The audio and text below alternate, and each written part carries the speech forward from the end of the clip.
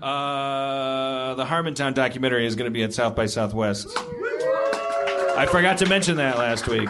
Go see it. We want to fill that theater. Do we know what's going to happen with it, or are they waiting for the festival people to decide how that will be released, distributed, shown? Oh, no. Yeah, the idea of these festivals is you show it, and then I guess probably Harvey Weinstein will come up afterwards and go, I think America is ready to watch a movie about a fat alcoholic baby do nothing.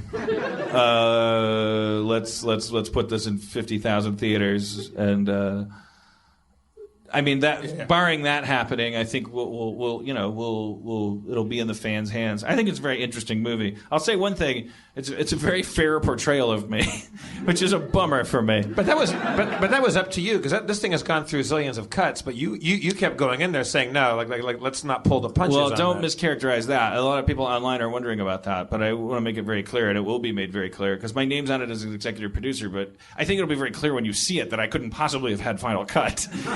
And I don't. The deal I made with Neil was for the feels and the wheel. Right.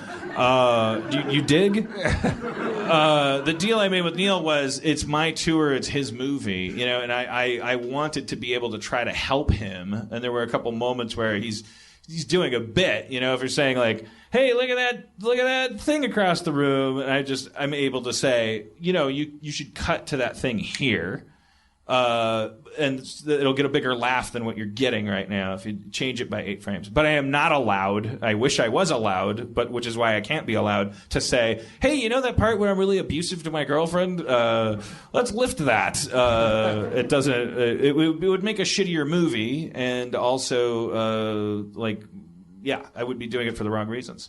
So I think it's an interesting documentary. I can't tell. I'm required to hate myself, required to be bored by myself. I watch the movie. I go, I'm always kind of riveted. I've talked to people who've seen it. They go like, I want to see the whole thing. I saw a cut of it with Kate, and I watched it, and he's like, do you have any notes? I'm like, no. Like, I was in it. Like, my only note is I wish I could see the entire tour. Like, it made me feel nostalgic. Which I think people will be able to. I think there's like 700 hours of things, including like 25 minutes of John Oliver. That would be worth $5 right there. There's whole. I mean, this guy shot a lot of shit.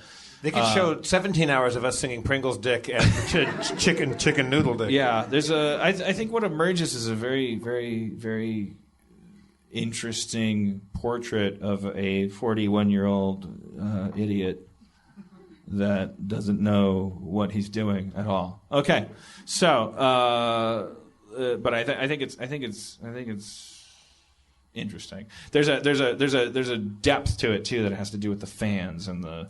That's my favorite part. Without I don't think you can spoil that. But the best part about it, there's interviews after lots of the shows with a bunch of people that came to the shows, and that's like I've seen several like different cuts and clips of that, and it always it really chokes me up. It's really sweet and emotional. It's cool. Yeah, so if you're within the sound of my voice, please come to that premiere. Whatever theater we're in. I think we're in a huge theater, and I want to fill that thing. We're doing a podcast, then we're watching the movie, and then we're all going to go out. I think so, yeah. Well, are we sure about that? Cap City's the podcast? I don't know if we're sure about that yet. No, I don't know. Is that? I mean, because they were emailing me going like, oh, the venue might be changing and all this stuff.